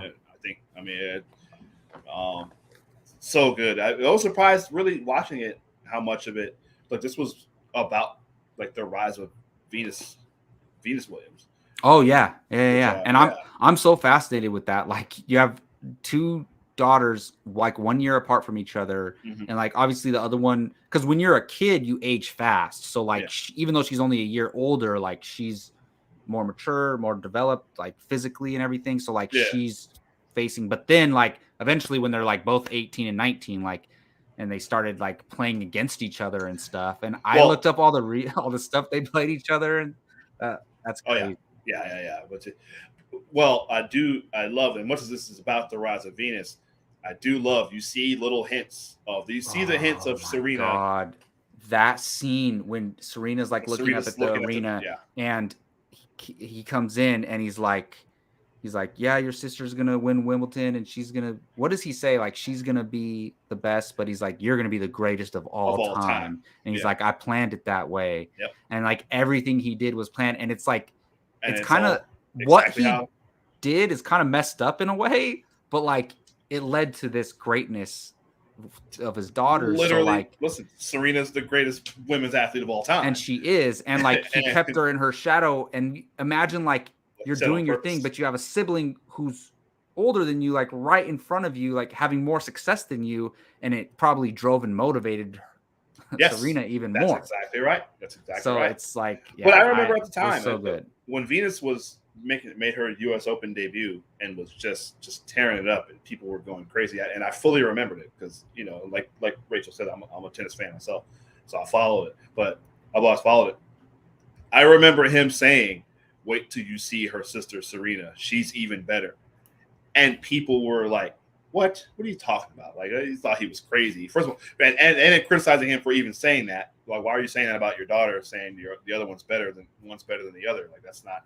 But yeah, and I could see that because like even when he's like, I got me the next two Michael Jordans or whatever, like he says crazy stuff like that in the movie. So to find out that he says stuff like that in real life and it actually became true, that's insane. So this is one of the best, like honestly, one of the best sports biopics, whatever you want to call it, ever. Yeah, honestly, it really is. And I think Will Smith. So I don't know. Did you have a next homework assignment for me? Actually, yes. Oh, okay. So let's do those real quick. I have one for you, but I don't know yet. Have you watched Yellowstone? Ooh, no, I have not. Okay, it's on Peacock, I think. Oh, is it? Okay, even though it's a Paramount. Do you have Peacock? I do. Okay, so I started watching Yellowstone. It is the best show on TV. It is the best show on TV. I'm already on season 3, but look, remember I had an injured foot, and I blazed through like the first season and a half when I was at home during that time. Okay. But look, I don't want to hype it up too much, but look, it's so good. And to me, it's like Taylor Sheridan, right? I love Taylor Sheridan. It's Taylor Sheridan. Yeah, so I'm already in. Look, the first episode is an hour and a half, so I'm just going to challenge you just to episode 1. Okay. And whether you continue watching it is up to you. I'm sure you will. Yeah. And Taylor Sheridan directs episode 1. Ooh, and it's like, it feels like a movie. Yeah. It feels like a movie. And look, to me, this is like Godfather with cowboys, honestly. Oh, wow. Okay. That's literally what it feels like to me. So look, you got to watch Yellowstone, man. I knowing your sensibilities, like we have a lot of, like, we both like Sopranos. Right. It's a little bit like Sopranos too. It's like Sopranos with cowboys. It really is. So you got to check it out. There's your assignment for next Taylor month. Sheridan wrote that movie right there. He's a freaking look. He directed Wind River. He's Water. Hell or High Water. Like you said, Wind River. I just watched it the first Did time. you randomly just have Tyler Sheridan stuff laying around? I wanted to watch these. I was watching. You have them in like hand, and I challenge you to a Taylor Sheridan thing. And you have them like right in front of you. As soon as you said that, I'm like, I'm in. Yes, you have to watch. I'm so like, I'm excited that you hadn't watched it yet because I knew it was going to be such a good challenge. So there you go, Yellowstone episode 1. That's crazy. I was just talking about it with somebody maybe 2 days ago. So it's funny that Kevin Costner is a gangster in that show, dude. He's grown on me. I couldn't stand Kevin Costner for so long, but he's super grown on me over the last few years. Yeah, he's very. You'll like him in this show. Yeah. So all right, I'm excited to watch that. So all right, for you, you're a big Entourage guy. You love Entourage. Mm-hmm. Did you ever watch the show How to Make It in America? Nope. Okay. It is from the creators of Entourage. Okay. Julian Farino and Doug. I don't know if Doug Ellen was involved. Okay. I don't know if Doug Ellen was involved, but Julian Farino and Mark Wahlberg is an executive producer, I think, on it, and a couple of the other guys. So I was hoping it was actually set in the same universe as Entourage, but I don't know if it is. But it's an HBO show. It only ran 2 seasons. HBO, okay. Yeah. Unfortunately, it only ran 2 seasons, which is very sad for me. But there are a lot of faces in this that Kid you will Cudi's in it. Yeah. Wow. And yeah, I will challenge you to watch the first 2 episodes. Is it 30 minutes? 30 minutes. Okay, because it's okay. I'll watch the first 2 episodes. Yeah. And I'm sure if I like it, I mean, if you're challenging to me, you're assuming I'm gonna like it. I'm sure I will. I think you will. It is. It's a similar vibe to Entourage, except it's set in New York, and it's kind of set, kind of the New York fashion scene, in like the early 2010s. Okay. All right. Yeah, I'm excited. I mean, look, I love Entourage, so I'm sure I'll like it. Yeah. Yeah. Awesome. So yeah. How to Make It in America. Awesome. I will get started on that. All right. So let's go ahead and blaze through some Oscar picks real quick, just because look, the Oscars are on March 27th.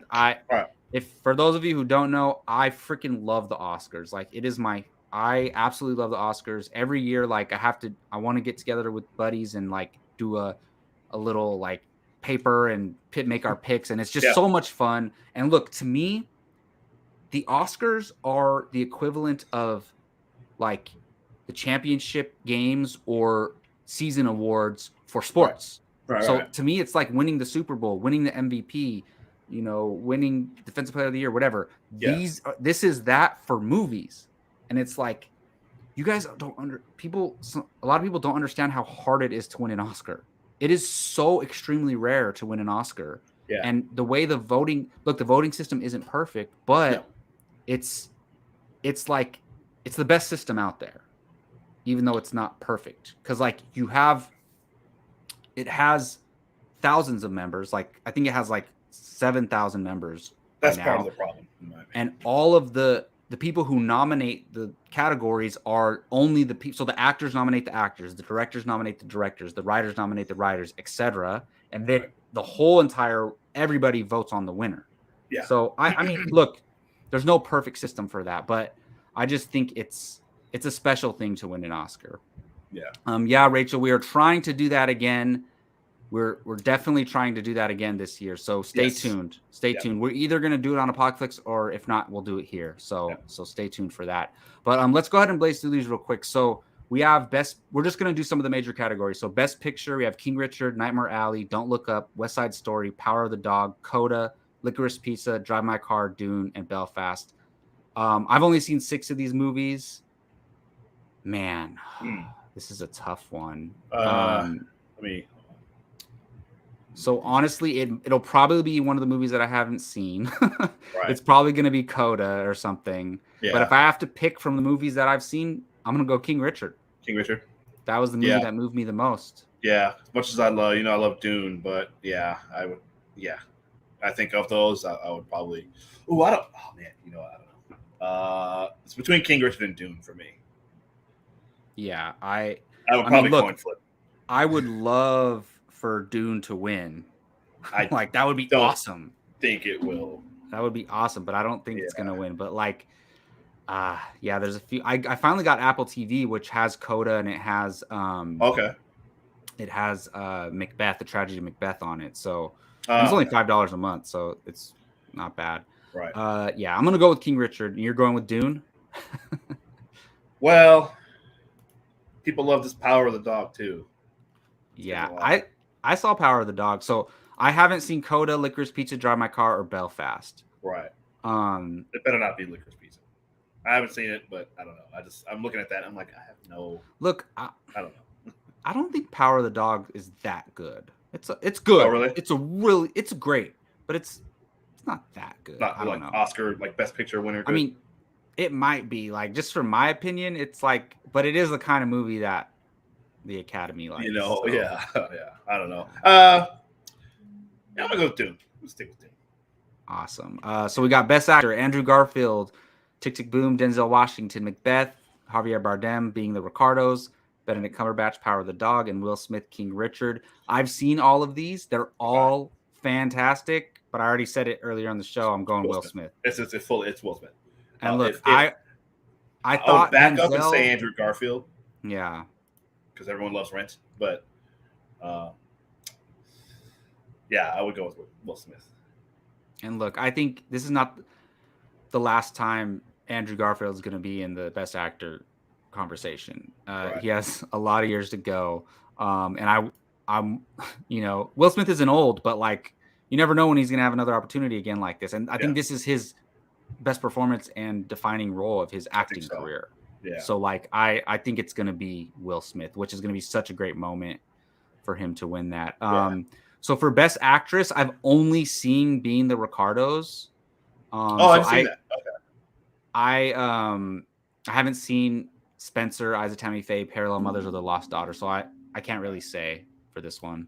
Yeah, same. People were really talking about Spencer though. Yeah, I'm gonna watch it. It's on Hulu. It's I'm so glad for her for Kristen Stewart to get an Oscar nomination. Like, because all these people like talk crap about her and Robert Pattinson because of Twilight, and like, look at them, they're both fantastic actors. People love the Academy. They love Olivia Colman. Though. Yeah, so, they do. I don't know. It kind of seems like, I don't know what that Lost Daughter is, but yeah, she's got nominated a lot recently. Yeah. So I don't think we have seen enough to comment on this category. Yeah, exactly. So supporting actor, Cody Smith McPhee, Power of the Dog, incredible. Syrian Hines for Belfast, haven't seen it.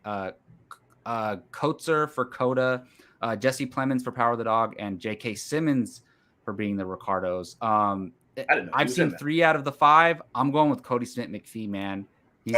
He's so good in Power of the Dog. So is Jesse Plemons, but I just think Cody Smith McPhee was, oh man. Just looking at the clips of Jesse Plemons, I'm like, oh my gosh, he looks. Yeah, he's great in this too. Like he's really good. Yeah, I don't know. I didn't realize J.K. Simmons was in Being in the Ricardos. I have not watched that or anything. I was excited. He plays like the neighbor guy. Okay. Like their friend that's over. Oh, their neighbors. In I Love Lucy. Yeah. No, he's pretty good. Like, I love J.K. Simmons, but to me, he didn't blow me away in this world. But he's still really good. I would say Jesse Plemons. Yeah, there you go. So we have for supporting actress Kirsten Dunst, also the best performance I've ever seen from her. In Power of the Dog. Her and Jesse Plemons are married in real life. Yeah, right. I did not know that, and in the movie also. Ariana. Yeah. Brana. Oh no, that's director. So I got Buckley from The Lost Daughter, Ariana DeBose from West Side Story, Ellis from King Richard, and Dench from Belfast. So I haven't seen Belfast or The Last Daughter, but honestly, I watched West Side Story last week. Ariana DeBose is going to win this Oscar. She already won the SAG. Really? Okay. So I knew somebody from West Side Story got nominated, and I was thinking it was the main girl, and I just wasn't thinking about it. And then I'm halfway through the movie, I'm like, wait a minute. This other girl, the supporting actress, is like way better than everybody else in the whole movie. And I'm like, and I went and checked. I'm like, oh, she's the one who got nominated for an Oscar. Dude, I know you don't like musicals, but she is just electrifying. And the song, like, I forget the name of the song, but Something in America, like in that, it's so like I catch myself like humming it, like just earlier today I was. Right. I think she's gonna win the Oscar. Okay. I like. I wouldn't be surprised if Dunst sneaks in there. Yeah, I'm biased, dude. Ingenue Ellis. She's great. Man, she's great. That scene where they're having that argument in their kitchen in their new house. as oh my gosh, like I was like that scene right there should give her the Oscar for that. She probably got nominated just for that scene. She's so good. So yeah, I haven't seen all the others. So we got a couple of. I mean, Judi Dench is another one that the Academy loves her, so she gets nominated. It seems like no, I want to watch Belfast because Belfast is gonna be the next one I watch because it checks off like Best Picture, Best Director, Best Supporting Actor. Yeah, so we'll see. So we got Best Director, Jane Campion for Power of the Dog, Kenneth Branagh Belfast, Hamaguchi for Drive My Car, Spielberg for West Side Story, and Anderson for Licorice Pizza. Look, I've only seen 2 of these movies, but I'm gonna go out of those 2. I'm gonna go Spielberg. Honestly, he directs the shit out of West Side Story. I'm not a big musical guy either. Like they're just not my cup of tea. West Side Story is incredible. I thought I was gonna watch it and be like, why is that nominated? But nope, opposite. I'm like, I can totally see why it's nominated. Right. It's amazing. And I've never seen the original either. Yeah. That's fascinating. That would be crazy if he wins Best Director for this. Dude, I think we gotta watch it just for like the experience, man. Like, yeah. I think it's on. Is it on HBO Max? I think it is. Or even just like watch, it is. Oh wait, no. Did I rent it? No, it's on Disney Plus. Disney Plus. Okay. Mm-hmm. I know I saw it on streaming something. Yeah. Okay. Oh man. Yeah. Like I said, I mean, I haven't seen enough of the other ones. I mean, by the way, I hate saying this guy should have been nominated when I haven't seen all the movies, but yeah, Denis Villeneuve should have. That's. But I can't say unless I've seen the other movies, so sure. I don't know. Yeah, I know. But I'm shocked. I think Dune was better directed than Power of the Dog. The scale of Dune alone, accomplish all. Well, and how difficult it is to adapt Dune and bring it to the big screen alone is just. I know. Crazy. Oh well. So yeah. All right. Well, I love the screenplay categories, but again, I've only seen 2 from each category. So okay. Trying to. I think Don't Look Up has no business being nominated for. Yeah, that's odd. That got or Best Picture. Yeah, I agree. I think I enjoyed it, but I think there's other reasons behind it being nominated. But well, sure. I don't want to talk about them. Yeah. Yeah, you're right. I think you're right. Yeah. But yeah. Just let me just say, as far as the Oscars, I'm disappointed in them, obviously, for cutting the editing. Oh yeah. That has really almost they're shooting it an hour before the broadcast, and then they're gonna insert them in throughout the show. Not live though. Yeah, I see that. Yeah. So they're not technically not cutting them, but yeah. Editing is so important. Oh, absolutely. It's such an important thing. Like you should give them their, that makes me mad. Like that's the kind of stuff like that is not why people aren't watching the Oscars. Like, but also they need to stop worrying about trying to draw in like Super Bowl numbers. Like just make a good show. Don't worry about stop trying, like, don't try to appeal to like everyone, teenagers or people in their young 20s. Those people don't watch the Oscars. They're not going to watch it no matter what. Right. And they don't care. Well, you're going to get that as soon as all the stuff's going to be on the internet. TikTok and social media, Twitter, and so all the moments are going to be on TikTok and right. So that's where that generation is going to see that stuff. Exactly. No one's trying to watch that whole show. They're just going to watch the categories that are interested in. Online.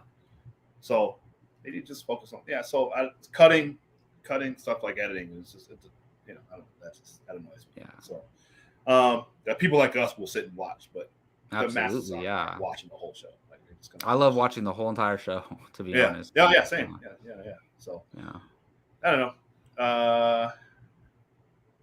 A lot of good stuff here, man. We'll see. I still got some catching up to do. Like, I'm gonna try to watch some more of these movies before the 27th. We got a couple weeks here. But that'll do it for this episode of Bartley and Barnes. That was so much fun talking Batman. Yes. Talking King Richard and Tick Boom, and getting our new homework assignments, which I'm so excited for.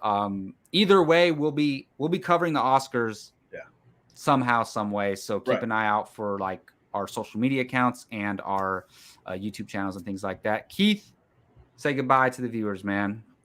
All right. Thank you, everyone, for watching. Rachel, Star Drew, Gio, thank you for tuning in with us. Good night. You guys have a good night. Good night, Rachel. Thank you so much. Yes. For hanging out with us. Watch us on replay. Thanks for watching. Make sure you share, click like. Check us out on Apocalypse Movies, Apocalypse Now, our Apocalypse Movies YouTube channel. Tuesday nights at 7 p.m. Pacific Standard Time. And check out the channel. Got a lot of other cool stuff we do on the channel over there too. A lot of fascinating, a lot of good stuff we're talking about over there. Thank you everyone for watching. We'll see you next time. Yep. Thank you so much. See you guys later. Bye-bye.